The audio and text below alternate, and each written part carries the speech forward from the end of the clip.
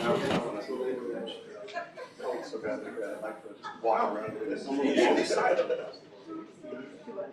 just see you alongside. It's the bride or the groom? You don't want to be on the wrong side. Are you here for the bride or the groom? He answered that really quick.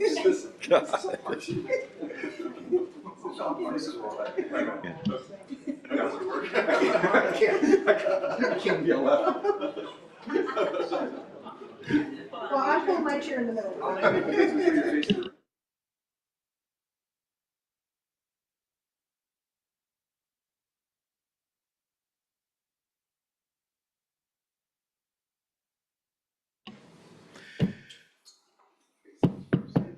Good evening, everybody. Welcome to the Maple Valley City Council and City 2025 State of the City address by the Maple Valley City Council and our City Manager, Phil Potts. So we're excited to be here tonight, and thank you for everybody that's in the audience and joining us online tonight. And I'm really honored to introduce the council members that are here. So we'll start over here with Councilmember Sid Dawson's right here. Councilmember Victoria Schroft right here. Councilmember Deedham Pearson right here. Councilmember Les Burbury right here. Deputy Mayor Dana Pernello. And Councilmember John Herbert has a family obligation tonight, so he can't be here. His grandson's birthday is tonight. So that's priority one. So we always have to be the grandson's birthday. One thing that's really important, if we can get the next slide. Am I saying slide every time? So slide, please.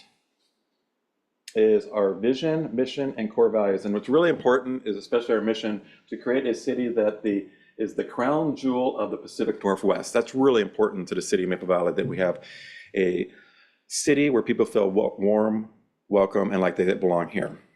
And the next slide. And we already introduced the council members, so I'm already going off script, so I'm getting the glare from the city manager, but I'm doing my best I can. So, but this is our council members right here. It's really fun, is we all have different opinions on things, but we come together, we make some really good policies, we set the budget, and we move forward, and we all get along really good, all 7 of us. I mean, it's not uncommon for us to be having good conversations to what's best for the residents and the city of Maple Valley. And one fact, just so you know, the city incorporated in 1997, and back then it was just over 9,000. We are just under 30,000 residents in the city of Maple Valley. So it's a growing city, and we are highly recognized regionally for that. I'm now very honored to turn it over to Councilmember Sid Dawson. Thank you. Thank you, Mr. Mayor. So tonight this section I'm pitch hitting for John Herbert, as the mayor said, is at a family function. So first of all, I'd like to introduce our staff. We have 61 full-time staff members augmented by part-time employees through the summer to help us through the summer, doing a lot of amazing events. We also have 20 contracted police officers that we contract with King County Sheriff's Office. So I want to introduce our departments and their directors. So first of all, we have our city manager, Laura Philpott. Our administrative services director, Shauna Biesto, and she is in the back looking down. Economic and Community Development Director, Doug McIntyre, also in the back. Finance, Aaron Anton, also known as AA Ron to those of us here in the city. Human Services Director, Julie Hunsiker. Thank you, Julie.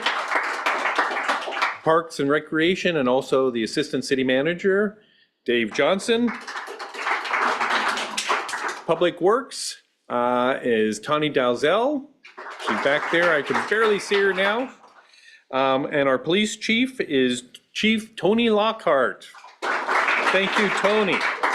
So, and again, just to note that the sheriff's, our police department is contracted through our King County Sheriff. So you'll know that they have both those names attached to them, but they wear the Maple Valley patch on their uniforms. So we'll go to slide 5, which, as the mayor mentioned earlier, Currently, we have just under 30,000 people. It was, as he said, about 9,000 when we incorporated in 1997. So we've had a lot of growth over the last 30 years, approximately almost 20,000 people, just within the city, 5.5 square miles of the city. So, and as you can see, here's some demographics of our city. 35% of our population is under the age of 20. And only 6% is over the age of 70. So you can see we do kind of skew younger, and there's a big group in the middle that kind of corresponds with the very young. So I want to go now to the next slide, and you'll see there's a lot we like to celebrate from 2024. You can see there's a whole bunch of numbers here. And you'll be hearing more about all of this through the rest of the presentations. If you're here, this information is in the back of the room. Otherwise, you'll be able to see it online. So a lot of fun things to take a look at. So I won't go into all those. So let's go to the next slide. A couple of things we'll get started on them is community wellness. One of our important efforts through the city is to make sure that part of feeling that you belong is that you feel that you live in a city that cares about your well-being. So there's a number of things that we have been focusing on. I'd like to focus on the very first one there, Caresolis. It's where you can get help in the way we can connect you through Caresolis if you need assistance for mental health, substance use, and social services to match your particular needs. And the amazing thing is they get back to you within a very short period of time, 1 to 2 days. So we will also have our annual Kindness Connects program, which I think will be the 6th year of that, coming up in November, where we spend the month of November focusing on how we can connect with each other through kindness. A couple of specifics, we had over 1,800 children participate in our sports programs last year throughout the city. We held our second Earth Day, which although it has been going on since the early, I think 1970, this year we had a wonderful event here at the, connected to our Arboretum. Last year, we had a very amazing event in the fall, the Zombie Dash, which just for the program itself won 3 separate awards. So if you're interested in participating, you can be a runner, you could be a zombie, you can just volunteer your time. So that'll be in October, and just contact the Parks Department for that. They're always looking for volunteers. You can be a chaser, you can be a zombie, you can be a lot of things. So let's go to the next slide. And now we're going to talk about what's next. So we're continuing to plan a lot of great work. We have a lot of programs for all ages. You can take a look. I won't read through everything here, but a number of programs. Parkour, if you actually want to be a almost like a gymnast. It's amazing how they can kind of fly through the air. Pickleball, all the way down to Zumba and yoga. So check it out, and you'll be able to see everything we're doing. We also have a number of fun events coming up yet through the summer. We still have our 4th of July just finished, Maple Valley Days, which we sponsor here at the park. We got the 4th, which is actually on the 3rd of July. We'll do the fireworks again. So, and then a few other things through the summer. So next, I'd like to introduce Councillor Schroff, who will share some more information with us. Hi, everybody. So I get to talk to you about public safety. And first, I'm going to start by throwing out some numbers. The first being over 7,000. That's the number of service calls that 20 police officers handled last year.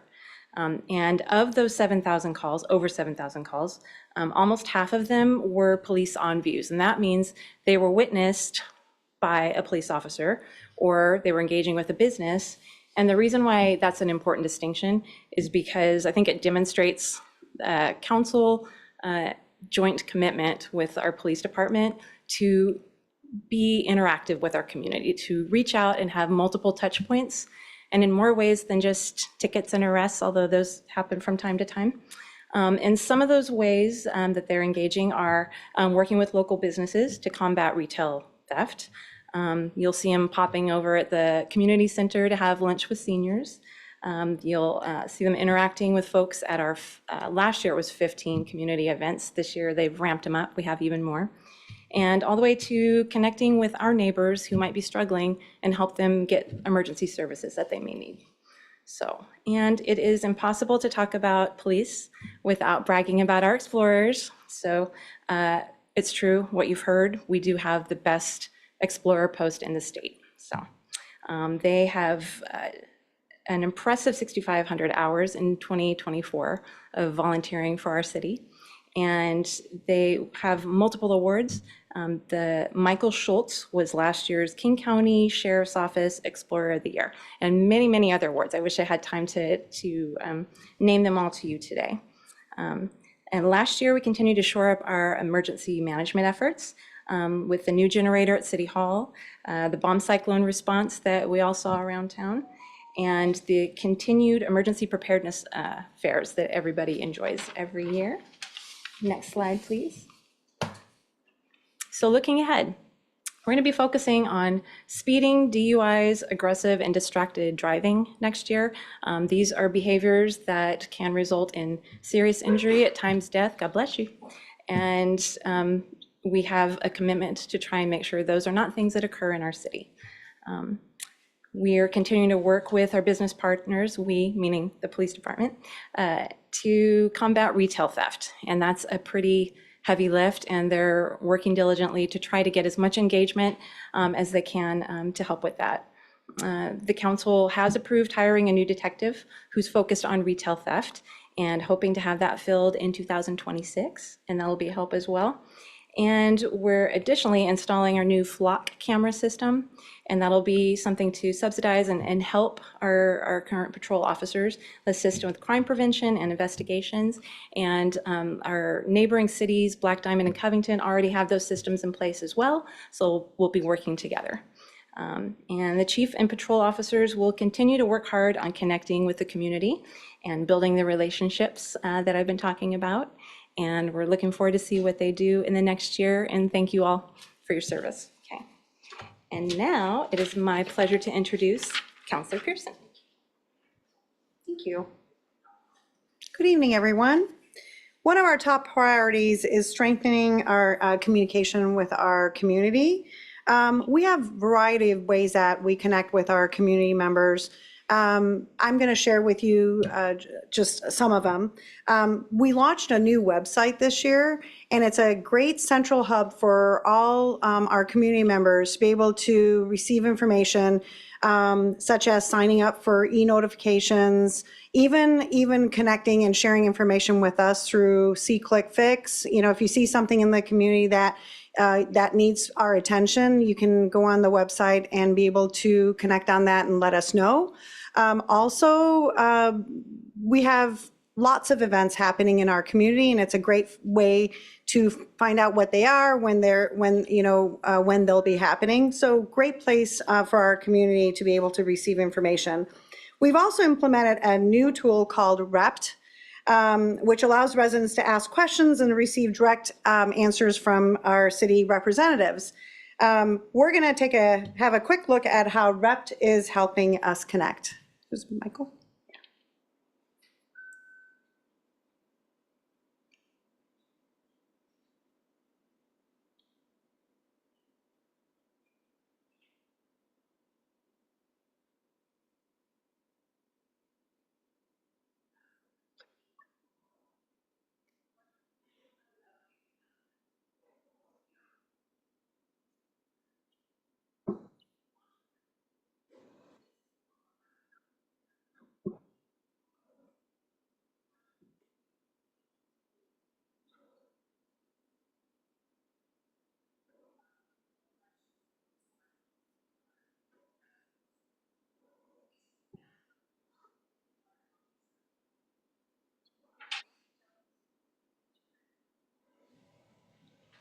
Thank you. Just to, this is something that's being utilized in our community right now. We have thousands of views on one of our latest videos, so tune into that. Our Economic Development Commission introduced Pitch and Pivot program designed to support both the new startups and existing businesses looking to grow or adapt. Next slide, please, Michael.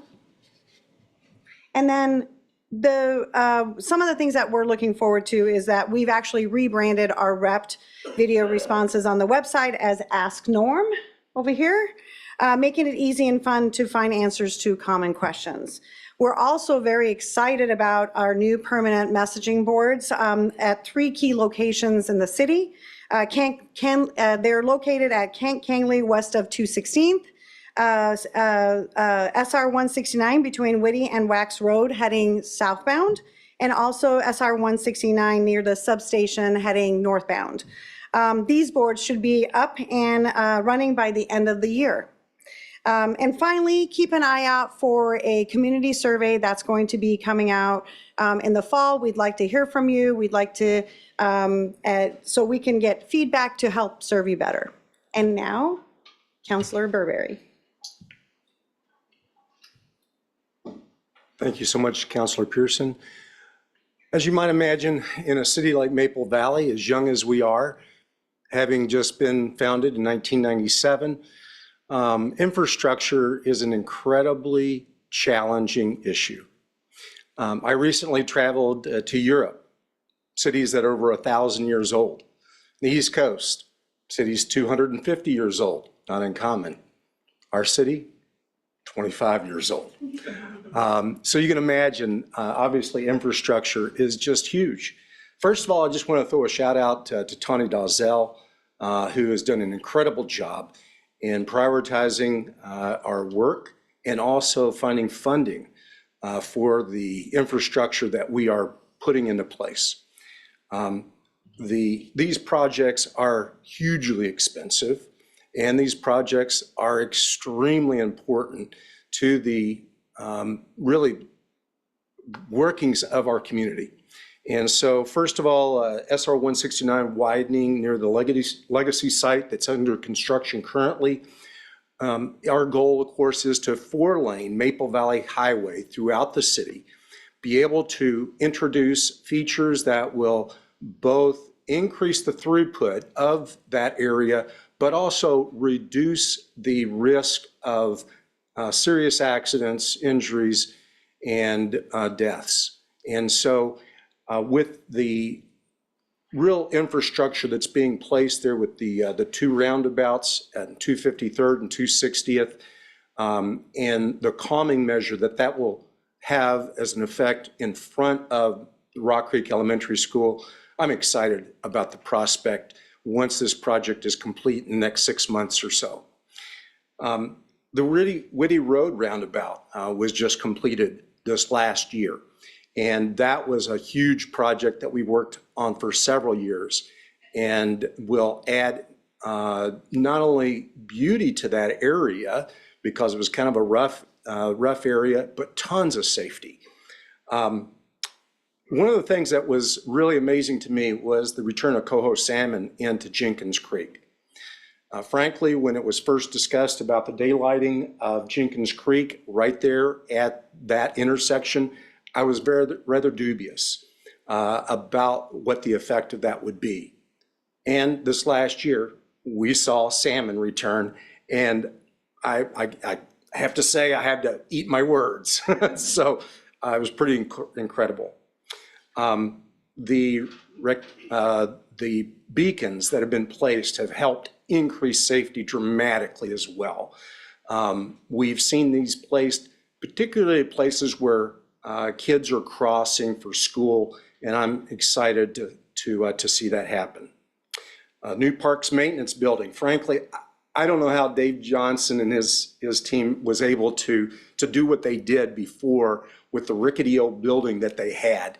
It was really pretty sad. But now this is something that I'm proud that they're able to work in a place that they feel comfortable and are able to get their job accomplished.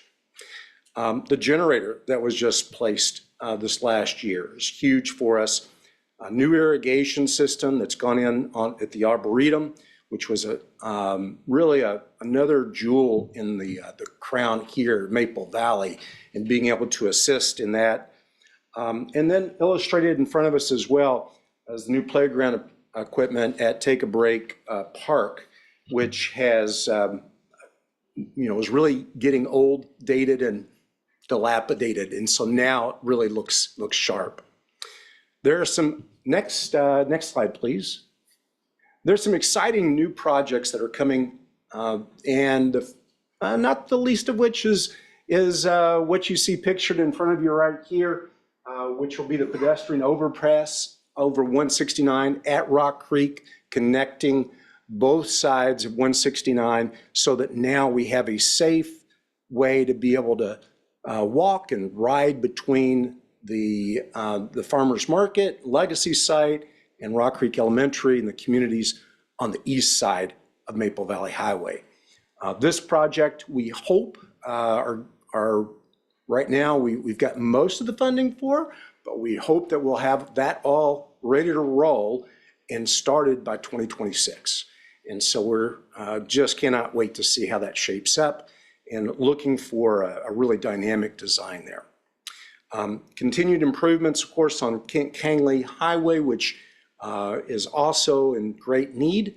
And we know that we're trying to get to these as quickly as possible. So just know that this is the job that council is trying to do, is prioritize these things to get them in place and moving. But the staff has just done an incredible job. Whitty Roads improvements are coming as well. Some restriping and just some real creative work that's being done there that will help avoid some of the rear end collisions that can occur on the back end to entrance to Cherokee Bay are coming up in this next year. And I'm very, very appreciative of the creative work that was done to make that happen. Citywide sidewalks, being able to make bike paths and being able to get to places and paths easier are all coming. And so just want to really thank all of the citizens who've had great input to be able to move these projects forward. With that, I want to turn it over to Councilor Dana Pernello. Thanks, Councilor. Those are some really exciting projects. Public Works is massive. I'm really excited to talk about something that we focused on several years ago. And as you're getting a sense, some of these large projects take some time to come to fruition. One of those is the clubhouse. And we talked about the clubhouse. Think about the golf course. If you've been to the golf course clubhouse, one of the things you'll notice, we're renaming it. It's the Lake Wilderness Golf Course Community Clubhouse. It is absolutely not just a feature for golfers. It is a community-wide asset. We're hoping you start today, spread the word. This is going to be a large structure. You'll notice that we have a banquet hall on the far right. That's going to have seating for up to 250. Imagine the number of events that you have attended or you have hosted where you've had to go outside of town. Well, now you're going to be able to do that right here in your own town. We are actually looking at starting the demolition on this late summer. Construction is expected to take about 15 months. I don't think they're taking reservations yet for banquets, are they, Dave? No. And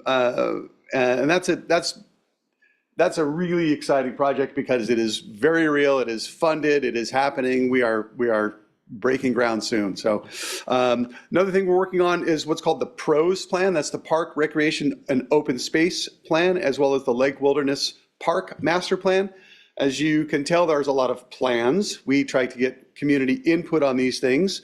And Councilor Burberry mentioned thanking you for input on a number of the public works projects. We're still taking public input on both the PROS plan and the Lake Wilderness plan. And there's actually a QR code actually on the screen, there you go, as well as in cards in the back of the room. So please provide input, take some of those cards, share them with your HOA, with your friends, put them on your Facebook, whatever. We want as much input as possible because we represent you, we represent the community, we want it to reflect what you want.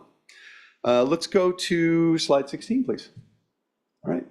So what else are we working on? We talked about a lot of plans. Well, there's another plan we work on, and it's our big daddy. It's the 20-year comprehensive plan. That's actually a plan that we have to update periodically, at least every 10 years, and we can update it once in a while beyond that, but not terribly often. Last year, we adopted that 20-year comprehensive plan and the associated ordinances that go with that. And another big call out that is worth shouting out to our entire finance team is we received another what's called a GFOA award. That GFOA is the Government Finance Officers Association for Budgeting Excellence. So we're talking about a lot of infrastructure investments, a lot of projects, and we're always managing a very tight budget and trying to be the best stewards of your money as we can. So let's look at the next slide. All right, what is next? What are we doing? So as we look at the future, we're going to looking at really 3 major properties in town, and what can we do to reflect the community wants and needs with those properties. One, anybody know what the Summit property is? Large parcel of land, over 120 acres on the south end of town. It's the area largely around the high school. It used to be, part of it used to be the old Elk Run Golf Course. Or it used to be the Elk Run Golf Course.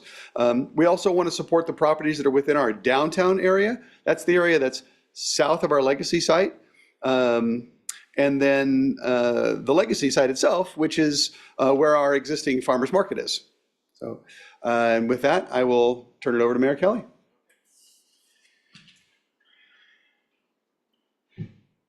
I want to give a big thank you to our commissioners that are here today. We got the Arts Commission, the EDC, Economic Development, the Planning Commission, and is there any other commissioners I'm missing that are here today?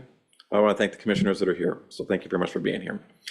If I can get the council members to come up here, that'd be great, because we're going to open up the questions. And if anybody has any questions, except for Mary Jane Glazer, please ask us any questions. That would be great. So does anybody have any questions for the council members? And if we don't know, we're going to ask the city manager. Any questions? Once? Okay, no. Any questions? Well, like the deputy mayor said, there's information on the back of the table back there that has all of our QR codes and lots of information back there. If you ever have any questions for any of us, our information is available on the website. You can email us anytime. We check our email constantly throughout the day. And if we don't know the answers, we go to our city manager, Laura Philpott, and she's really good about making sure we get back to our residents and community partners and make sure we get the answers for you. So we're really big on keeping those partnerships going. So is there anything else I'm forgetting? Oh, good. Like, we want a question here. Over 169 pedestrian bridge, it's only a football field length away from the new stoplights going in there. Why do you need an overpass when it connects the legacy site to the other side of the road, but if you walk down 200 yards, you can use a stoplight, right?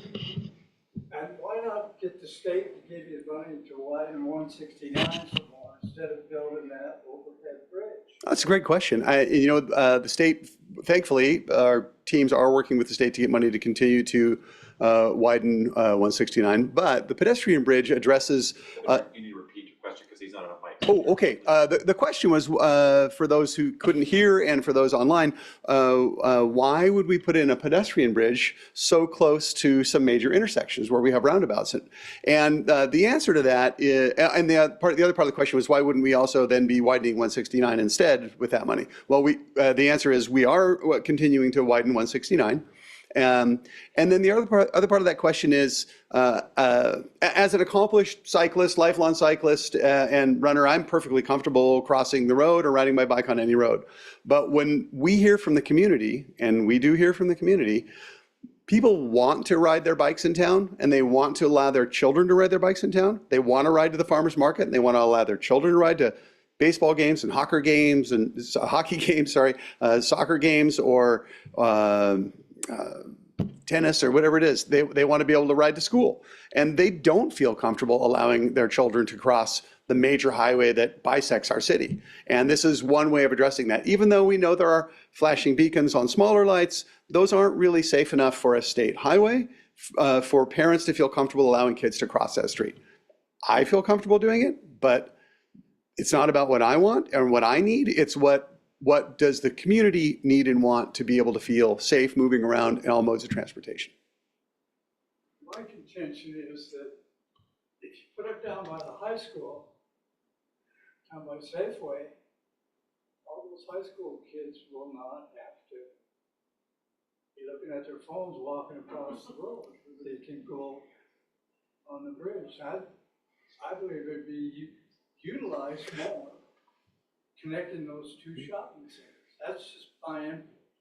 Well, I appreciate your input, and I guess I would say this without spending too much time on this topic. That may be true today, but we're looking at the 20-year, long-year vision of the 20-year long vision for the city, and that vision is for us to develop a downtown. We're currently binodal. We have a North End commercial district, and we have the South End commercial district, and the high school is a major walking area now, but the downtown area and the legacy site really is going to be a pedestrian scaled centered of the community where we'll have gathering places, and that's the place where we want people to feel comfortable moving in and out, and ideally without having to take cars.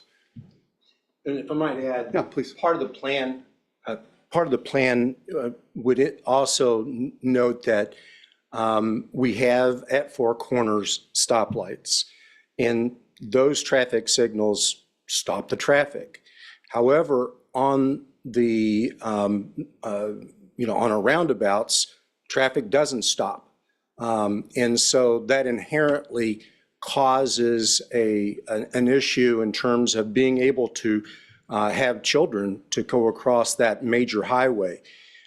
We do have the flashing beacons at two spots on Whitty Road, on 516 Kent Kangley for the high school kids to be able to cross. And I can tell you, I live right there. I live just on the other side of the high school, and that has changed things dramatically. It's added a lot of safety there. But what we did not want to become was Meridian and Puyallup. If you're thinking Meridian and Puyallup, driving down that roadway takes you forever. And so we could not put stoplight after stoplight after stoplight. Instead, what we chose to do was to use the roundabouts, which provide great throughput for us, and then now the pedestrian bridge, which will provide great safety for us. And so that was a conscious decision that we made actually several years ago. You're just now starting to see it in fruition, the projects. Thank you very much for your question. Any other questions? Oh, yep, any other questions? We like questions. Oh, okay. I saw in the proposal there's a roundabouts, two roundabouts that's coming up in 169. So as we mentioned, the 169 will have the most of the traffic, and normally will just slow down in the roundabouts, they never stop. So won't that still continue creating the traffic confusions? Yeah, so he's asking, by having the stoplights, particularly at Four Corners, will we still not, won't that always be an issue where that will be the bottleneck? And yes, that is true, that it does create some degree of a bottleneck. However, that infrastructure has been there for, going on a decade, 12, 15 years now. And so that infrastructure is such that moving it to a roundabout at this point is extremely difficult, and if not impossible, at least for the time being. What we also have been able to see, though, is that the queues, the ability to have 4 lanes through that area for a very long distance between the next roundabout means that, yeah, there may be a delay of 45 seconds, but it's not this continuous issue that you run into like on Meridian. Yes, it does provide us the ability to transit that area to be able to walk back and forth with the lights. And we have a lot of that. We have people that move back and forth between those shopping centers. Hey, any other questions? I have one question. So, with the recreation, like, are we thinking about any swimming pool or indoor pickleball courts? Did one of you have any park? Who had parks? Dan, Deputy Mayor, you had parks? What? The question was about, are we doing indoor recreation facilities? Yeah, like indoor pickleball courts and swimming pool. Yeah, we don't have anything on the plan at this time, but what I would say is we do have our Parks, Recreation, and Open Space Plan survey in the back. And this is your opportunity. Rally the community and let us hear what you want, because this council prioritizes what we hear from the community. If we don't hear from the community, it doesn't get prioritized. So that's a great question and a great way to you've got an opportunity to voice that loud and proud. Thank you for the question. Okay, any other questions? You have a question? Mary Jane, do you have a question? Okay. Yeah. Anybody else have any questions? Okay. Well, thank you very much for being here. Is there anything else we need to talk about today? Okay. Well, I just want to make sure I give a big round of applause to our commissioners that are here today and our senior staff and our staff that are here today supporting us. We're going to give them a thank you for being here.